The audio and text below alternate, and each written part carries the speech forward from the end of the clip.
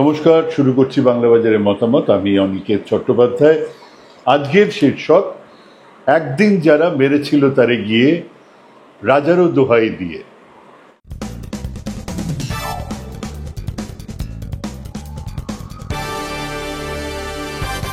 8 August 1947, আর কদিন পরেই দেশ স্বাধীন হবে। মুম্বাই থেকে উড়ছে DN-438 প্লেন, যাচ্ছে দিল্লি। 3 জন প্যাসেঞ্জার পাশাপাশি বসে আছেন। Vinayak Damodar Savarkar, ticket number BD-37509, ND আপতে BDB 34890, নাথুরাম বিনায়ক গডসে BDB 37510। এগুলো ওদের টিকিট নাম্বার। 3 জন যাচ্ছেন, সাভারকর, আপতে এবং নাথুরাম গডসে। হ্যাঁ, এয়ার ইন্ডিয়ার ডকুমেন্টস এই কথা বলছে। এই 3 জনই আবার ওই বৈঠক শেষে, দিল্লির বৈঠক শেষে 11 তারিখে প্লেনে চেপে দিল্লি থেকে মুম্বাই ফিরছিলেন। 15ই আগস্ট দেশ স্বাধীন হবে, ওনারা ফিরছেন 11 তারিখ। কেন গিয়েছিলেন এই 3 জন? কোন বৈঠকে? মাত্র 5 মাস পরে এদের 2 জন গুলি করে হত্যা করে মোহনদাস করমচাঁদ গান্ধীকে। গডসের হাতে ছিল ইটালিয়ান মেড বেরেত্তা ক্যালিবার 9 পিস্তল, নম্বর 719791। আজ আমাদের জাতির পিতার জন্মদিন। একলা চলো রে, যদি তোর ডাক শুনে কেউ না আসে তবে একলা চলো রে, একলা চলো, একলা চলো, একলা চলো রে। যদি কেউ কথা না কয়, ওরে ওরে ও অভাগা, যদি সবাই থাকে মুখ ফিরায়, সবাই করে ভয়, তবে পরাণ খুলে ও তুই মুখ ফুটে তোর মনের কথা একলা বল রে।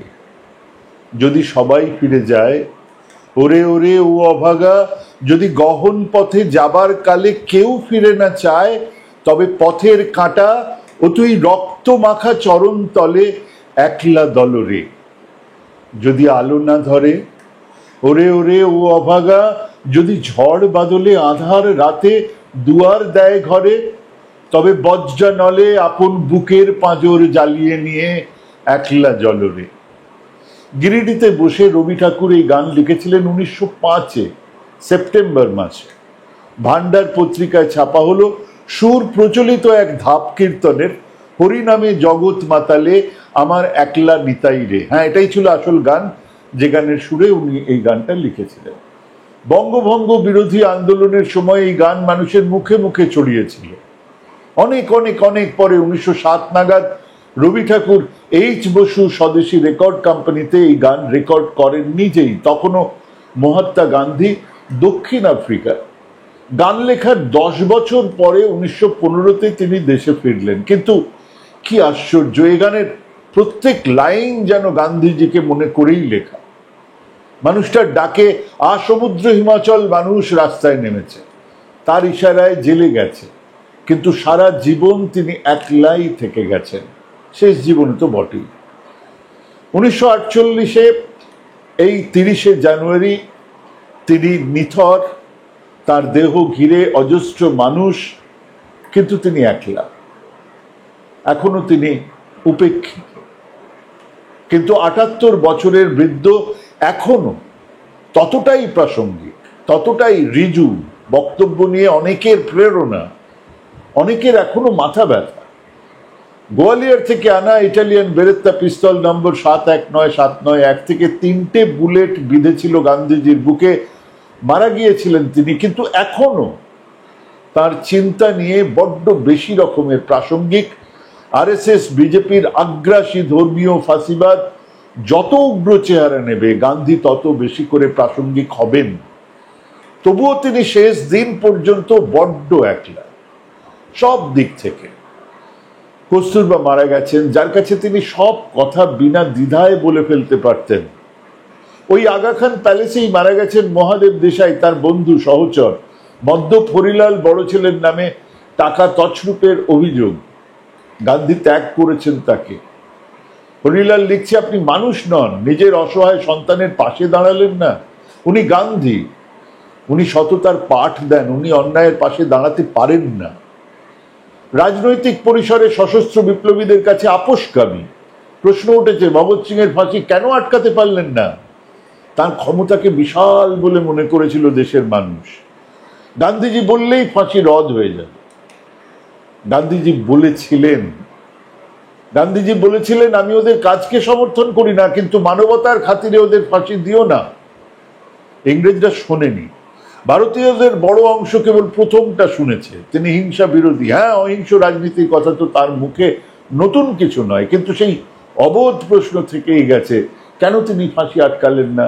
তিনি ইংরেজ, ভারত ছাড়ো ডাক দিচ্ছেন। কংগ্রেস নেতারা দ্বিধাগ্রস্ত।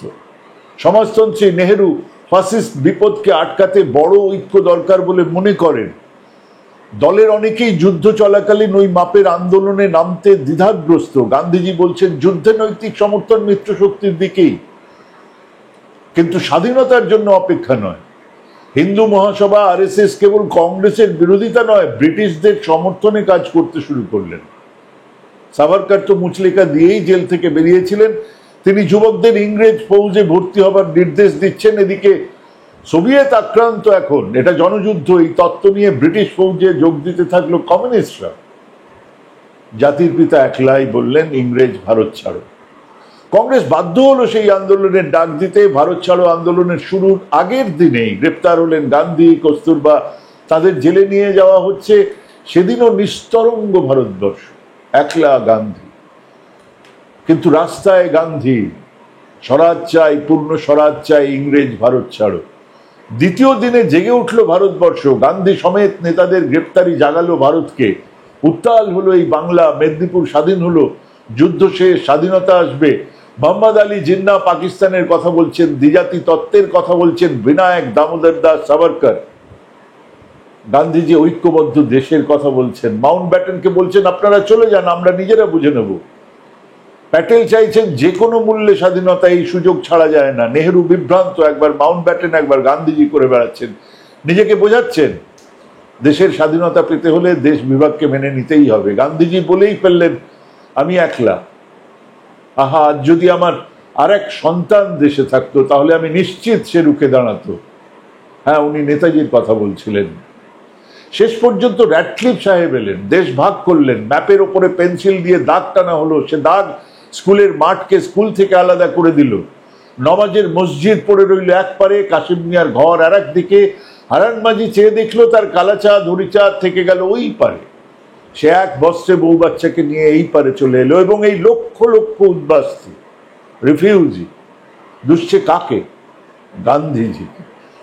কারণ গান্ধীজি বলেছিলেন আমার দেহের ওপর দিয়ে দেশ বিভাজন হবে। গান্ধীজি কথা রাখলেন না। কারা বলছেন? যে মুসলমানরা কাঁদতে কাঁদতে জায়নামাজের জমিন ছেড়ে পাকিস্তানের দিকে রওনা দিলেন তারা বলছেন। অন্যদিকে যারা তাদের এতদিনের ঘর বাড়ি ব্যবসা ছেড়ে ভারতবর্ষে চলে আসতে বাধ্য হলো, সেই পাঞ্জাবি বা বাঙালি উদ্বাস্তু বলছেন গান্ধীজি বিশ্বাসঘাতকতা করলেন। গান্ধীজি এখানেও একলা। কমিউনিস্টরা বললো ইয়ে আজাদি ঝুটা, এটা তো গান্ধীর ষড়যন্ত্র, ট্রান্সফার অফ পাওয়ার, স্বাধীনতা কোথায়? এখানেও গান্ধীজি একলা।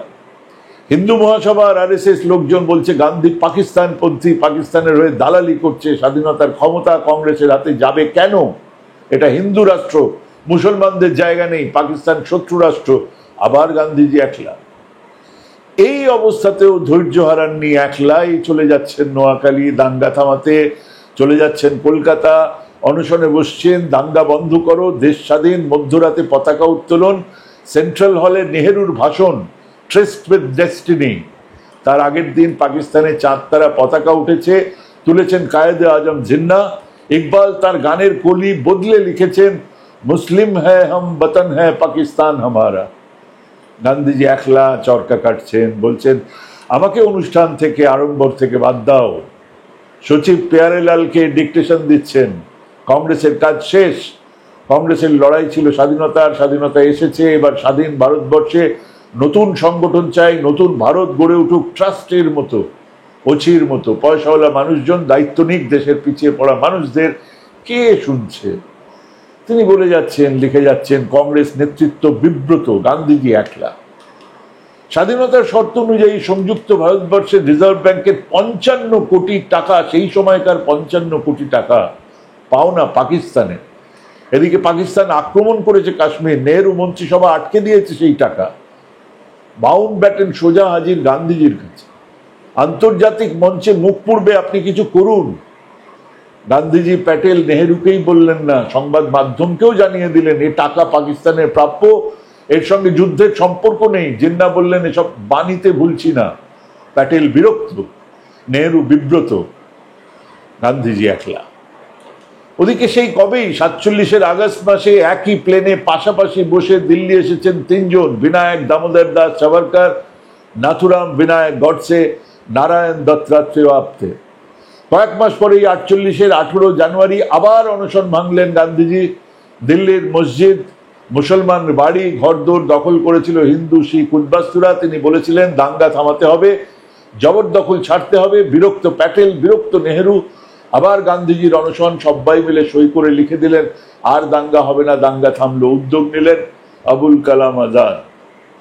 জবরদখলকারীরা সরে গেল। হিন্দু শিখ উদ্বাস্তুরা বিড়লা হাউসের সামনে এসে স্লোগান দিচ্ছে, গান্ধী তুমি বরং মরো, আমাদের মতো থাকতে দাও। গান্ধী আবার একলা জানালেন 2রা ফেব্রুয়ারির পরে পাকিস্তান যাব। আবার প্যাটেল আর নেহেরুর মাথায় হাত। এই সময় গান্ধীজি করাচি যাবেন 2রা ফেব্রুয়ারি। ওদিকে গান্ধী হত্যার ষড়যন্ত্র শেষ।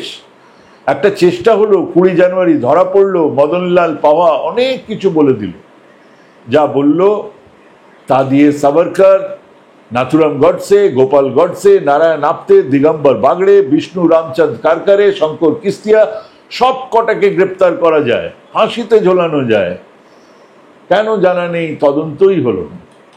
গডসে আপ্তে আবার সাভারকরের বাড়িতে গেল, তার নির্দেশ। সেখান থেকে গোয়ালিয়র গেল। গোয়ালিয়রে দত্তাত্রেয় সদাশিব পরচুরের বাড়িতে জোগাড় করা হলো সেই ইতালিয়ান বেরেত্তা পিস্তল। আগের বারে পিস্তল ছিল না, ভালো হয়নি, 20 তারিখে তারা ফেল করেছিল। এবারে আবার এসে নতুন পিস্তল জোগাড় করা হলো। গডসে আর আপ্তে চলে এলো দিল্লি। নিউ এজ কমিউনিস্ট পার্টির পত্রিকায় লেখা হলো একমাত্র সেখানে গান্ধীকে হত্যার ষড়যন্ত্র চলছে। পুলিশ আইবির একজনও জানার চেষ্টাই করলো না কারা ষড়যন্ত্র করছে। গান্ধীজি তখনও একলাই শেষ চেষ্টা করছেন, দেশ বিভাজন হয়েছে, হোক, তিক্ততা মিটে যাক, হিন্দু মুসলমান ঐক্য ফিরে আসুক, তারপর দেখা যাবে। একলাই বলে যাচ্ছেন, একলা চলো রে। 30 তারিখ নাথুরাম গডসে খুন করলো, 3টে গুলি বুকে নিয়ে। তখনও একলাই মাটিতে লুটিয়ে পড়েছেন মোহনদাস করমচাঁদ গান্ধী। আর সেই দিনগুলোতে যখন তাকে হত্যার চক্রান্ত চালাচ্ছে, তারা যাদের উত্তরাধিকারীরা আজকে শাসন ক্ষমতায় বসে আছে, সেই চক্রান্তের কথা সবাই জানেন, সরকার জানে, পুলিশ জানে, সংবাদপত্র জানে, এমনকি গান্ধীজি নিজেও জানেন। সেই গোটা সময়টা জুড়ে তিনি কি করছেন? সম্প্রীতির কথা বলছেন, দাঙ্গা বিধ্বস্ত অঞ্চলে ঘুরে বেড়াচ্ছেন, আর প্রতিদিন নিয়ম করে ওই সকালবেলায় ওই 78 বছর বয়সী মানুষটা এক শিক্ষকের কাছে বাংলা শিখছেন। কেন? কারণ তিনি বাংলায় রবীন্দ্রনাথ পড়তে চান। সেই তাকে হত্যা করা হলো, হত্যার মূল অপরাধীদের ছেড়ে দেওয়া হলো। সেদিন প্রাণ দিয়েও উনি নিষ্পত্তি করে দিতে পারতেন আমাদের দেশের এই চক্রান্তের, এই বিভেদকামী প্রচেষ্টার, কিন্তু সব ধামাচাপা দেওয়া হলো। আজ তারাই ফিরে এসেছে। সেই সাভারকর গডসের অনুগামীরা আজ ক্ষমতায়। একদিন যারা মেরেছিল তারে গিয়ে রাজারও দোহাই দিয়ে এ যুগে তারাই জন্ম নিয়েছে আজি, মন্দিরে তারা এসেছে ভক্ত সাজি। আমরা তাদের কি চিনতে পারছি না, নাকি চিনেও ভয়ে কিছু বলতে পারছি না, নাকি আমরাও সেই হত্যায় সামিল ছিলাম? নিজের হাতের দিকে তাকান, রক্তের দাগ খুব পরিষ্কার। ভাবুন, ভাবা প্র্যাকটিস করুন। ভালো থাকবেন, নমস্কার।